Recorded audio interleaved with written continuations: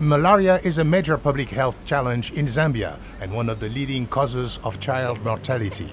The government has done a lot on prevention, including distribution of treated bed nets, but access to treatment remains a challenge.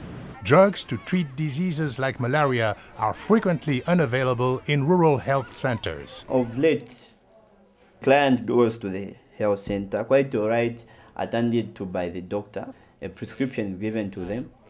But what is a prescription if the drugs are not there? And if it's called for antimalarial drugs, these are quite expensive in our retail pharmacies. That was sort of the start of our discussions about the supply chain public pilot project. What we found in Zambia was that the drugs are actually being procured and they're available on national level and in the districts, but they don't make it to the health facilities. So in the end, people that are sick or take their sick children to health facilities in the rural areas, they oftentimes find that there are no drugs available to treat them, even though these drugs are available somewhere else in the country. Something had to be done to improve the supply chain and get life-saving drugs to the right place on time. This is very much a collaboration, obviously led by the Ministry of Health, with funding from some of our major partners in Zambia, USAID and the Department for International Development.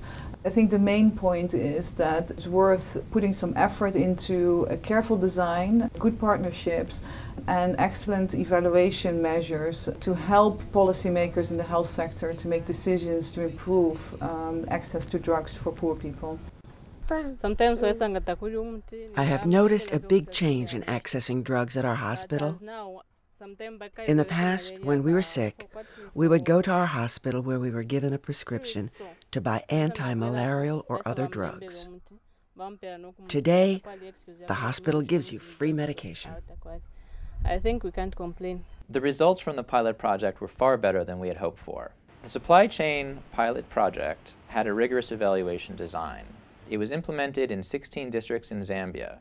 Evaluation is so important because it helps us determine among courses of action to identify the most successful in terms of improving, in this case, the priority health outcomes of the people for Zambia. Results are important for Zambia, but the same principle, simple, smart interventions implemented by partners working together could make a real difference to drug supply chains across Africa.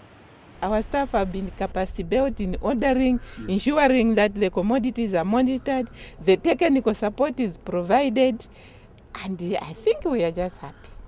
We need that kind of support, and I look forward to it being scaled up to other districts because we speak a very successful story.